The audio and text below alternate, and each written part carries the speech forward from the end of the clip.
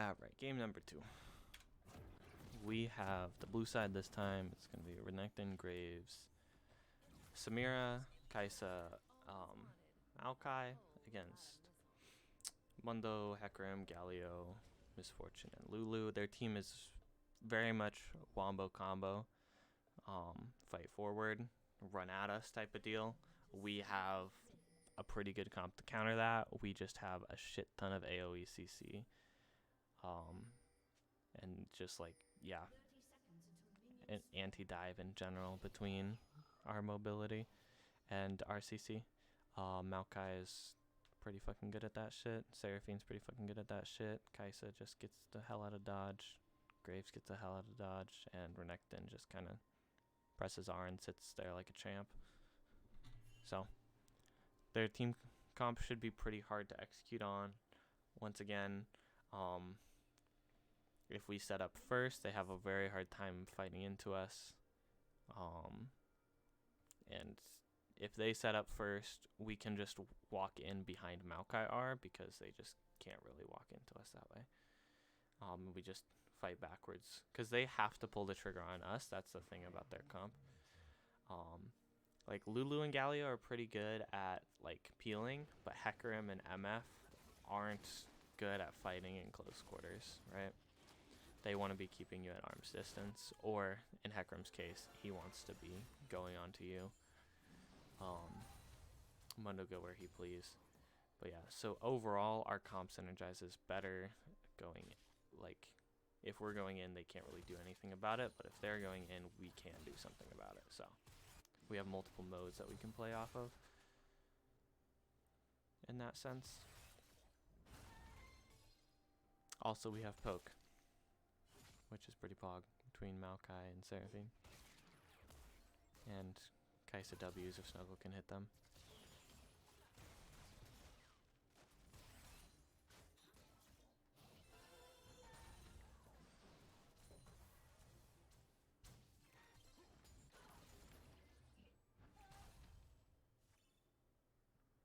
Okay.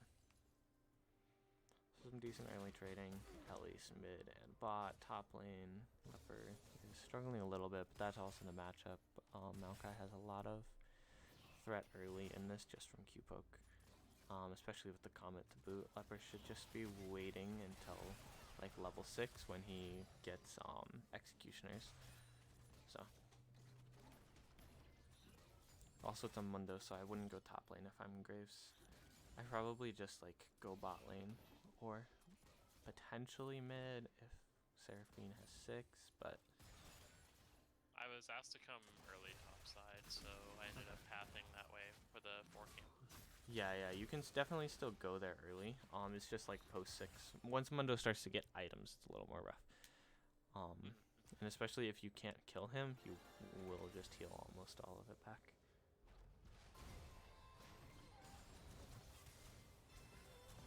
And then this is the problem with going in on a Seraphine, is she just takes your health bar as you walk away.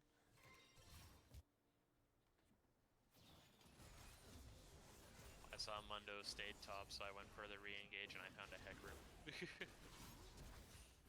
I knew I was dead, but like, I just tried to delay it. It's good for Leopard to try and get the first blood first, but yeah. I just tried to delay it and keep Hecarim away so that we wouldn't have to worry about them turning the fight into 2 kills. Yep. No, yeah, that was fine. I kind of want to go back and watch again real quick, just see if there's anything small that could have been done differently. Could have been done differently. Oh, no. Can I speak?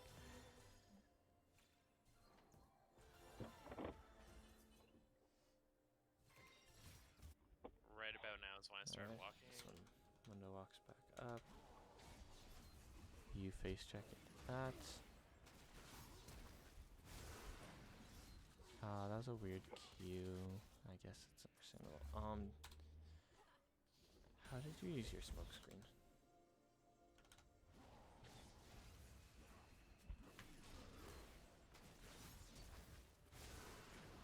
I think your best bet is not running this way because it's super long to get this way. I think your best bet is probably going to be walking down. As soon as you see that the Mundo is also coming, you just walk down here and try and see if you can get a flash over this wall, right? That's your best escape path, I guess. Makes sense, makes sense.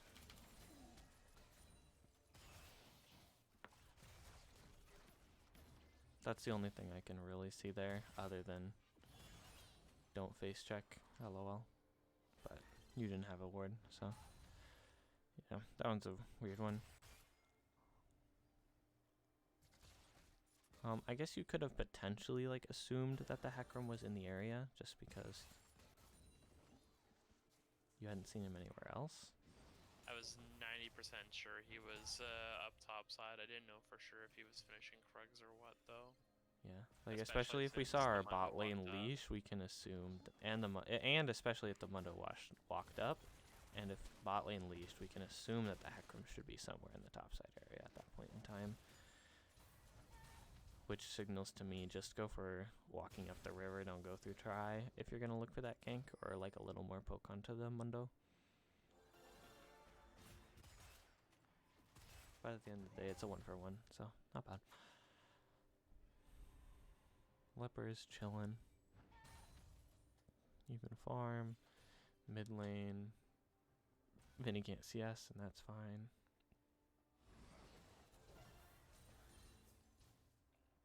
Imagine being an ADC that moved to mid lane and still can't CS. Lol. Yeah, he's just used to having AD.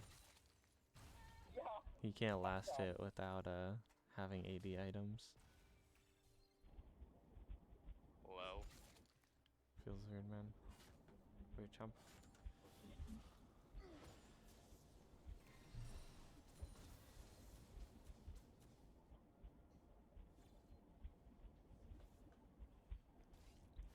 Okay. The dragon is up now, and you are Graves, so you could do that now that you're level 5.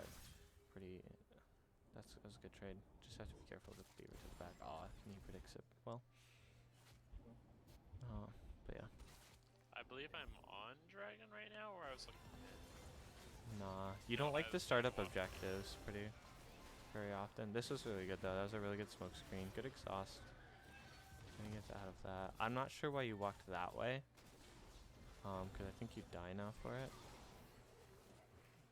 Luckily we get the trade back. Seraphine damage. It was a really good chubby roam, by the way. Good roam flash route. I don't think the ignite was super necessary, but better safe than sorry, question mark. But yeah, I don't think you should ever split up that fight in mid lane, right? Like, I don't think you walk that way towards the tower, because A, you're walking into the minions, so you're tanking minion damage, and B, you're walking away from your team, right? So, you just want to always path towards, if you are in danger, path towards the nearest support. And in that case, the nearest support was neither their minions nor the enemy tower. It was Seraphine, the bush to drop minion aggro, and the Maokai who was roaming, which I would hope that the Maokai was communicating that he was coming, in which case that would give you even more reason to not kite that way and to kite towards the Maokai. But if not, then communicate that, chubby. QQ. Leper forces out ult for free, poggers. Kind of surprised Minnow didn't try to run him down a little bit harder there. But that's fine. We finally get the dragon here off of Bob Pryo, which is good. Then he continues to poke. Seraphine doesn't even need to hit skill shots, XD.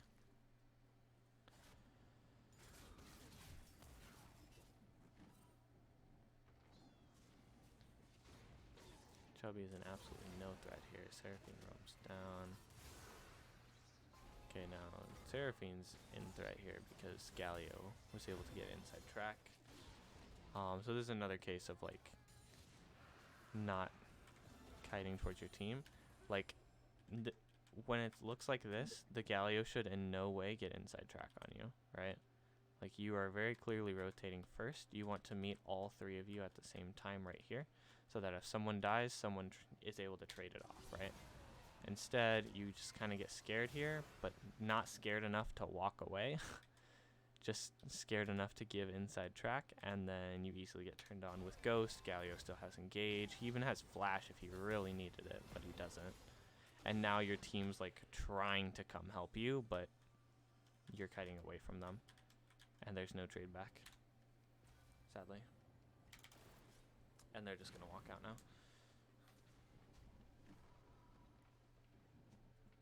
And that's just like threat levels, I guess.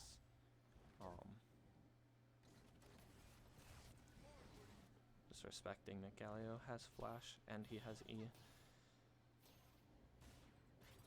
And the fact that none of your teammates are there, nor are they the way that you were kiting.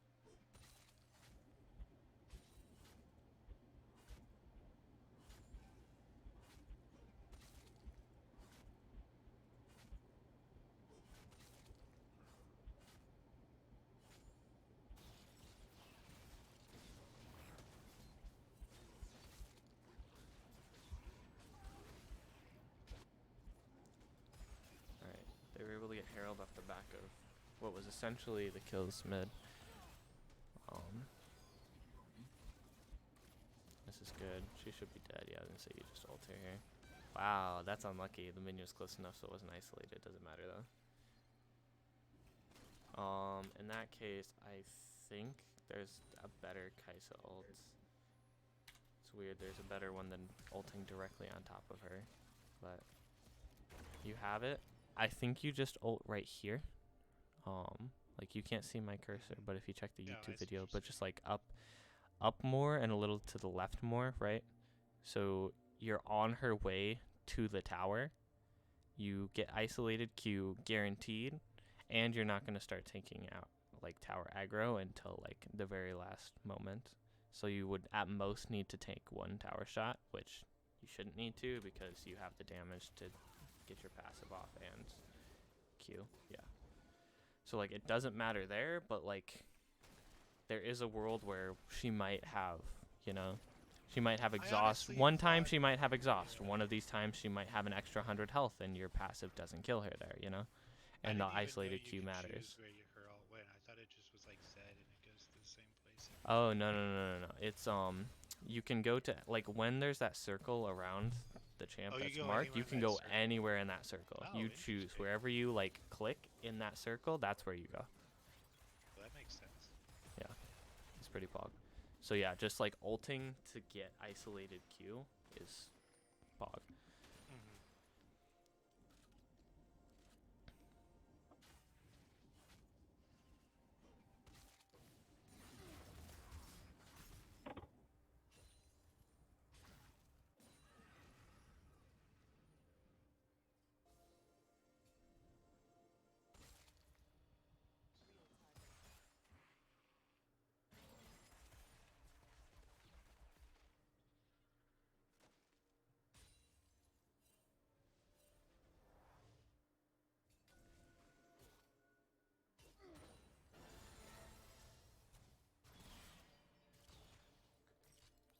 Alright, let's see. Dragons in 2 minutes. That's the next objective.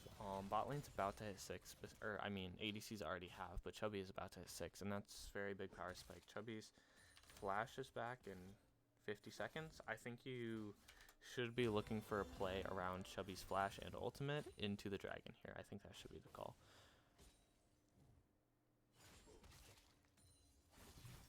Oh, where'd that go? Get that back. Has that been? No, I was gonna say, because we've been looking at farm before.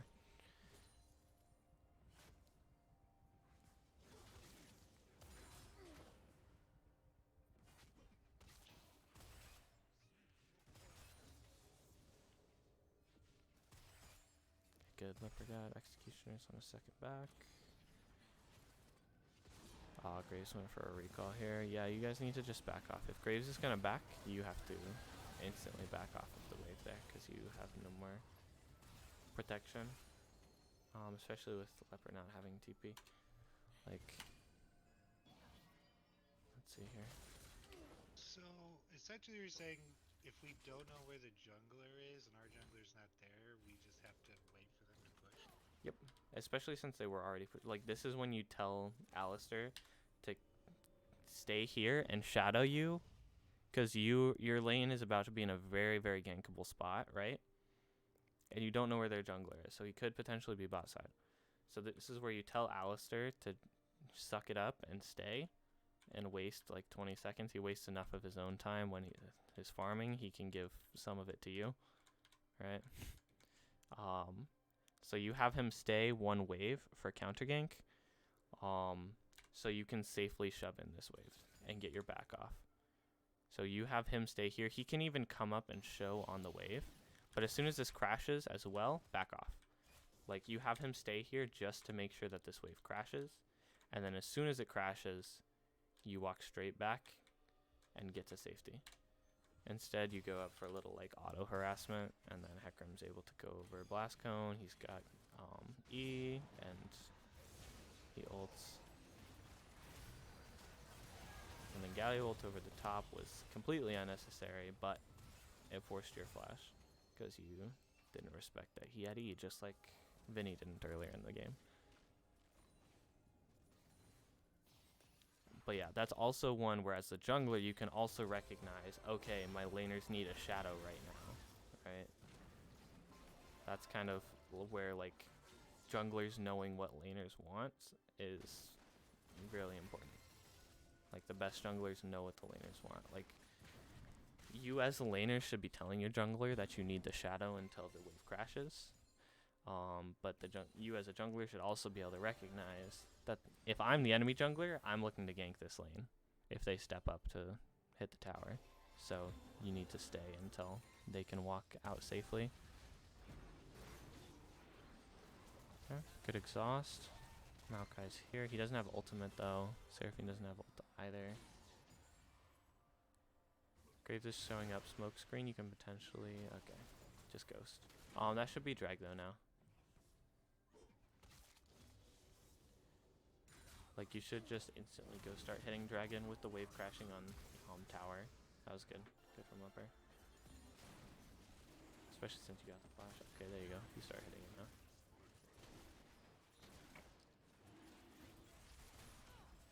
Ta-da! Okay. Free drag, baby. Leper's gonna get some plates here, which is good. Should give us like maybe 500 to 1,000k gold feed. Or not 1,000k, 1k.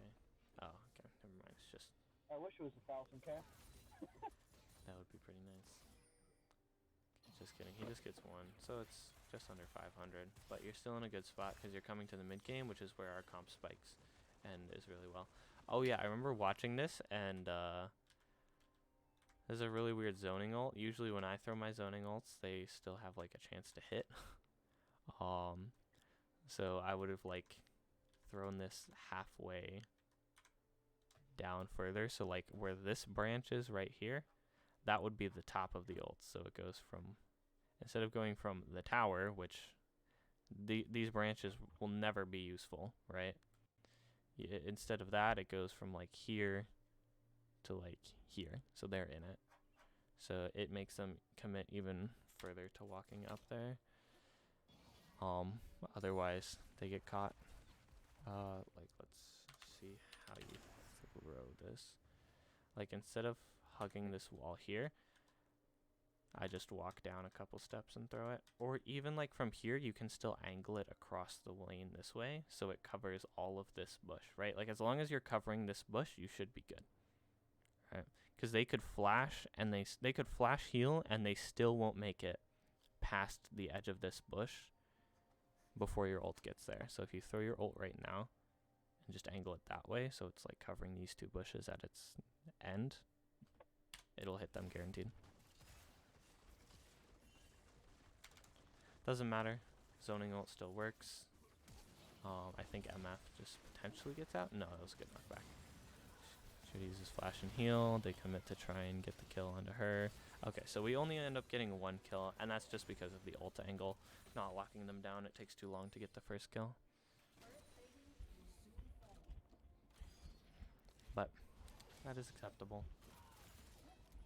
And now we should push in for a couple plates here before they're gonna fall.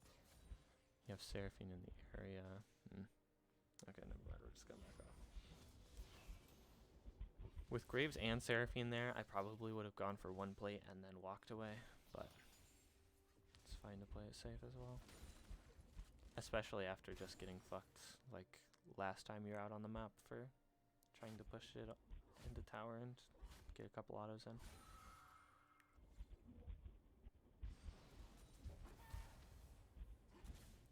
Next objective's 30 seconds on the Herald here.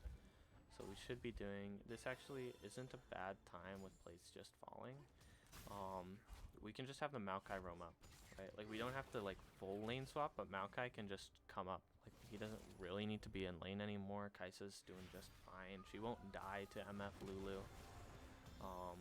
Especially now that we saw Hecarim here, it's like Hecarim shouldn't be coming bot lane. She doesn't have flash, so she'll die here to the flash root, I believe. Yep, there it goes. So we do get the kill there, but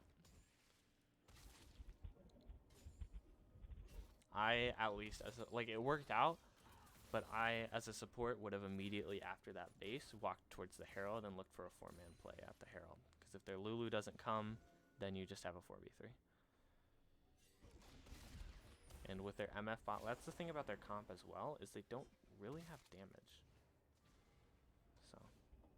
Yeah, as soon as we killed the MF, it's just like the fuck. Yeah. A lot of it was... Like their full wombo, and MF is the damage on the wombo, so. Okay. So now Maokai's roaming up here.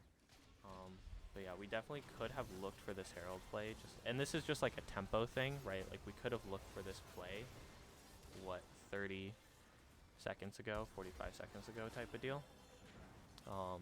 We get the MF kill, but it's like, it's the same thing where it's like, we're not looking for kills. What I want us to be doing is looking for objectives and taking kills along with it, right?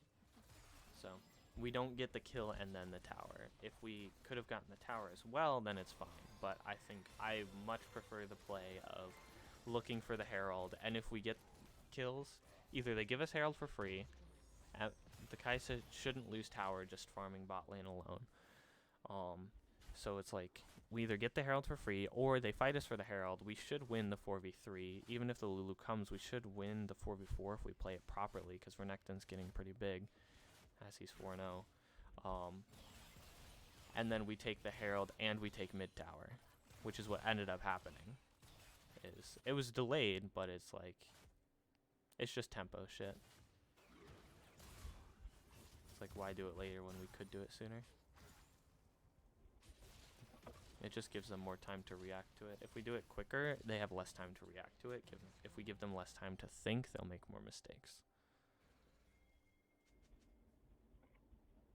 Less time to communicate, more time to make rash decisions on their own. As Vinny sometimes does. Going up here by yourself is pretty risky, Chubby. I would definitely have waited for Graves or Kai'Sa to be closer by. Granted, there wasn't too much of a threat, but they could have looked for a 4-man collapse because their bot lane was in bot at the time. Just going alone is just kind of risky, especially since you're not tank Maokai. You are Imperial Mandate Maokai. This should be a pick onto Mundo here, yeah. Ignite needs to go down immediately, just because it is a Mundo. MF ult gets nothing accomplished. Good that you got that with your dying breath, and now they just don't have damage here, so we just kind of win the fight.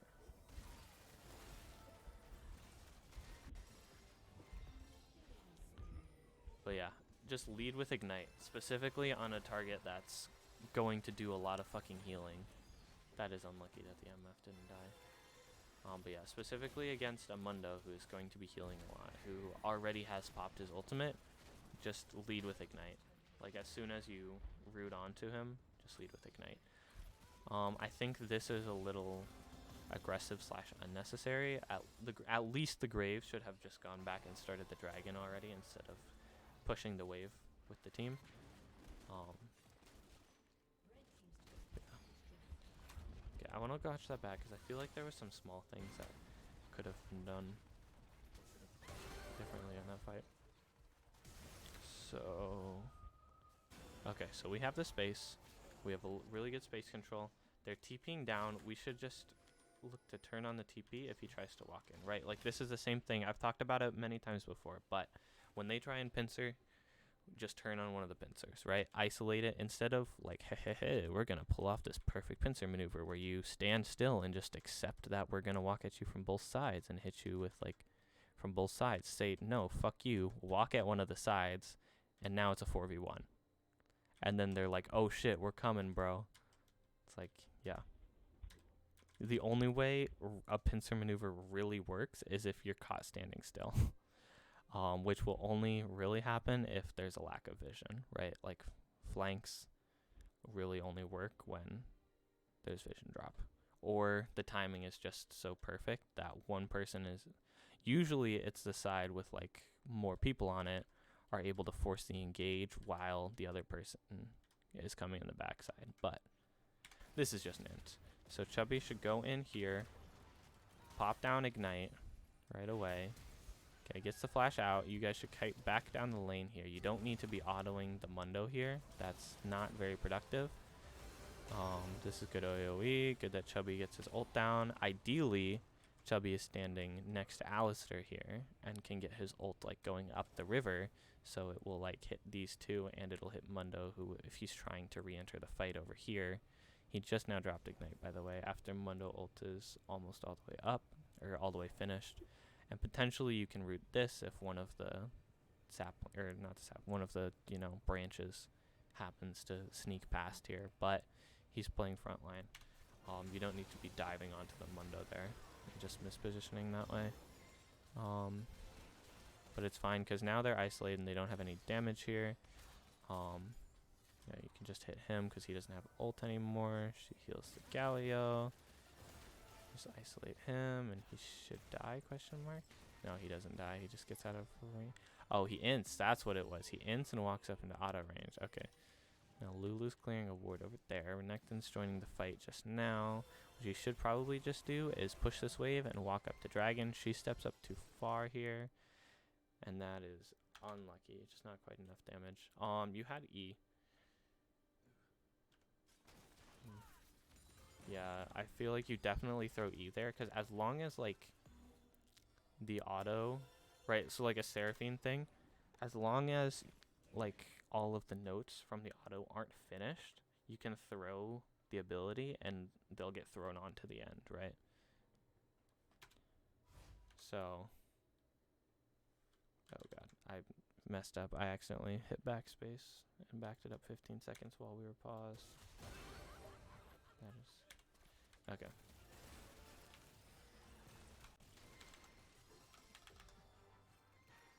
Okay, let's watch this. See how Vinny messes this up. Okay, he's got Q back. He's gonna double E, then auto, and then... Ah, you didn't have it quite yet. It was right afterwards that you got it. Still.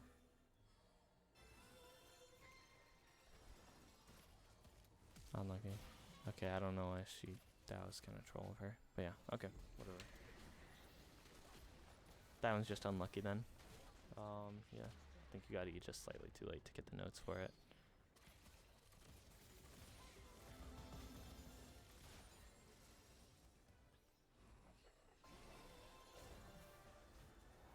Yeah, I think the Graves should have just dropped Herald and immediately walked back to Dragon. They didn't really need you to push in with it. Was because I was called to... We were all calling to take down the turret before the Rift Herald crashed. So I just ran with everyone at that point. It's not super necessary to take it down before it crashes in the first place, but that's fine. But as soon as it goes down, you should walk back to it. You don't need to touch that next wave. They have plenty of wave clear on their own.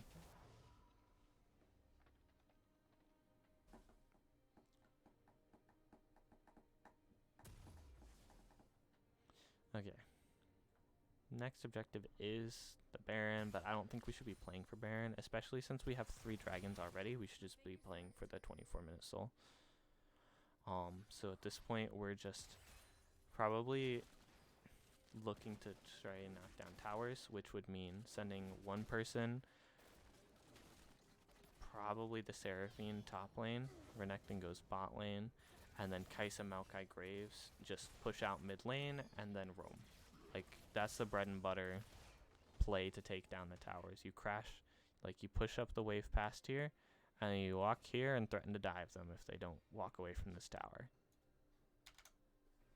And then you can do that same play with the outers if you have mid outer. Like, that's why the mid towers matter so fucking much, is because having mid outer down makes it so much easier to threaten to take down the side lane outers. Having mid inner down makes it so much easier to threaten taking down the other side lane inner towers.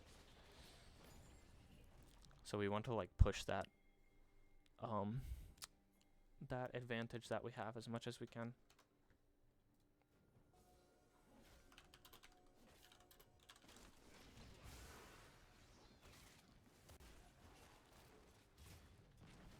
Okay. And yeah, this is the play. Okay, so we did it right. We pushed in mid, and now we just move up more to top lane. It doesn't really matter whether it's the Seraphine or the Kaisa going mid or top, honestly. It's just like typical that I would imagine we send the ADC mid lane. It doesn't really matter though. Yeah, my only thought process Just is 'cause- I take towers faster and it's And my thought process is you push the wave faster, right?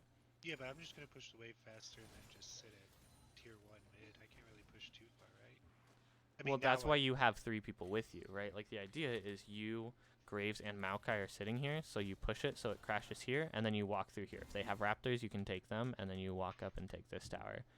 While Seraphine, who takes a little bit longer to push the wave just because she needs multiple spell rotations to do it, will then be crashing the wave to the tower when you get there.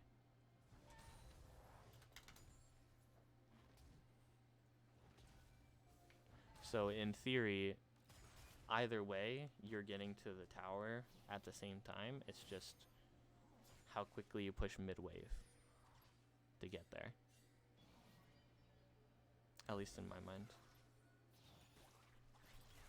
But again, it doesn't really matter.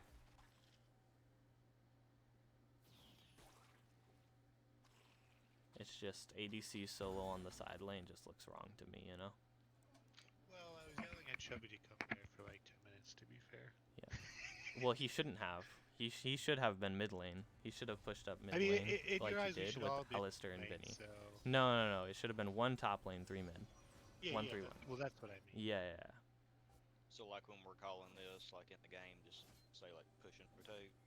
So I should just pretty much never be in a side lane almost no matter what, unless we're swapping to Rift. Yeah. Unless it's like some type of deal where we just want to like 5-man or like 4-1 go for the side lane. Like if we have mid inhib down or some shit, then you go side Yeah, lane. yeah. I mean more early than Yeah. late game is. Yeah. Pretty You should obvious. never be in a side lane alone.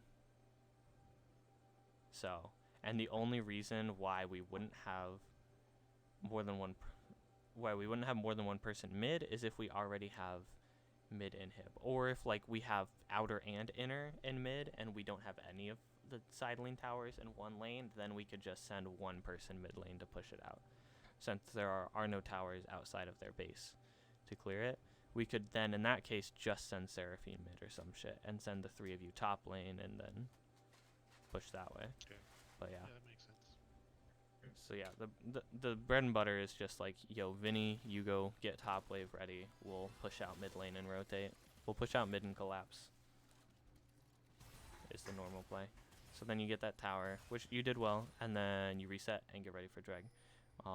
Leper's gonna push out top lane here, get that crashing. You guys are just gonna be deleting waves and then going and placing out vision. That's just kind of the give and take. Okay, that was good. You forced that out. They have absolutely no ability to fight now. Like, that's the thing about their comp. I remember talking about this while we were watching it with Paige and Lendl, but they have absolutely 0 initiation without the Hecarim. Like, their quote-unquote initiation without a Hecarim is just Mundo walking forwards. right? It's Galio like trying to flash E. They really have no initiation without that. And with the Mundo not there, they don't have much of a front line either because it's AP Galio.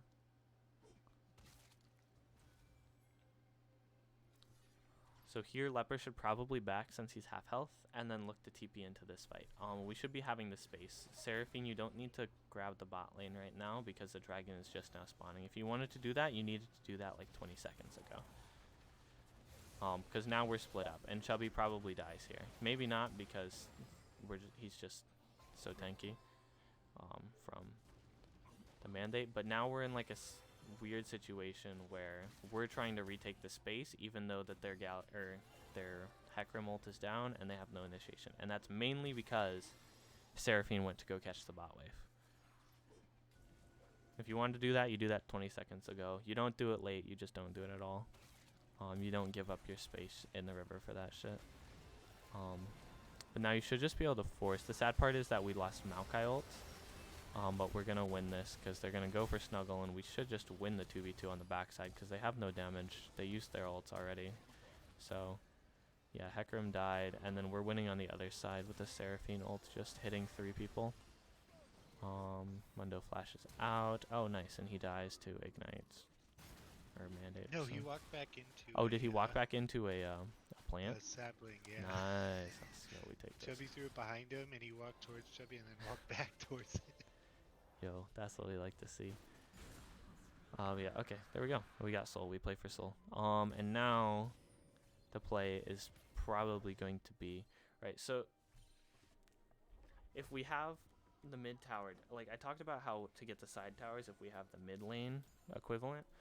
The way to get like the mid lane equivalent if we have the side lane down is to push up the side lane, make someone so we want to be crashing mid, we want to have pressure in mid lane, and then push up the side lane, and then have that person rotate. So like Leper would push it from here, let it go, and he'd walk over, and then someone has to collect it. So either we threaten a 5v4, right, or they just lose minions to their tower. And if they just want to keep losing minions to their tower, they can be it. Like, so be it. Do whatever the fuck you want. Lose gold. But if they want to bring 5v5 here, then whatever. We just clear the wave. Renekton walks back, clears another wave, walks back, you know, rinse and repeat. And until the next objective is up, and then we switch to playing around the objective. And at this point, we can just look for pick as well with Maokai. But that's how we would get the mid inner if that's what we want. It's easier to get it if we have both of the side ones, but it's not necessary. Right. And then we just have so much peel. Moonstaff, OP, Maokai on the side. This should just be Baron probably. And this is a 5v4. Nice. Or I guess not really, because it was a 2v2 turned into a 3v2, turned into a 3v1, turned into a 3v3, turned into a 4v3, turned into a 4v1 when the Mundo showed up. Or a 4v3 again, because it turned into a 4v2. We just always had the numbers in that fight, or it was even, and we have the gold lead. Still sad Vinny died. He, I guess, decided he didn't like perfect KDAs. Are you sure that he died? I don't think he died. He's 6-1 and 8 right now. Oh, he died in the game. Yeah. Yes. Yeah, thought you in meant the game. Last fight. No. Just in the game. It's a shame. I was like, I see him at Baron. Leper I could don't know. probably just fight this. Honestly, I don't think he has to walk away. He has the massive minion wave. He has ultimate. He could just and he has heal cut. So even if, because I'm certain he doesn't know if the Mundo has ult or not. But even if the Mundo did have ult, he has heal cut, so it doesn't really fucking matter. He's at this point probably just like tankier than him. Mundo will heal more than Mundo. Actually, Mundo has heal cut too. But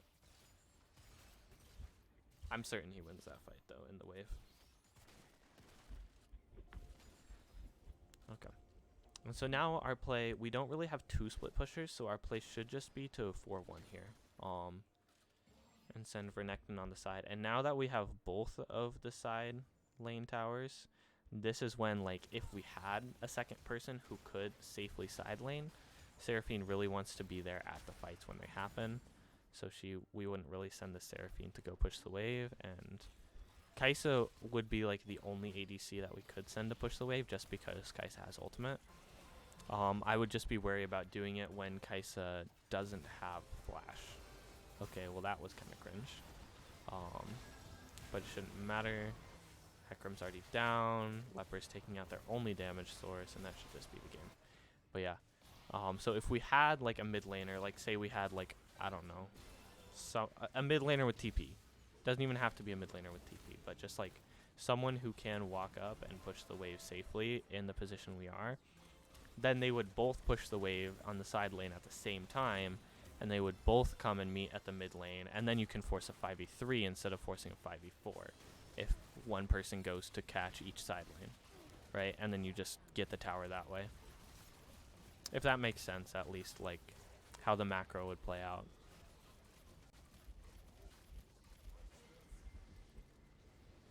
And even if they only send one person to catch one of the sides, you can still force the 5v4 that way.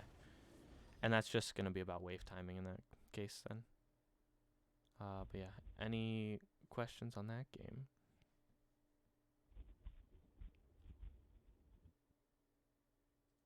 Can I at least get a no? No questions. At least No, tell no me there are no questions. Come on now. No questions, Mr. Teacher. Alrighty, sounds good. Okay, then we'll get into the games from yesterday, and we'll cut the recording on ZGG Week 1.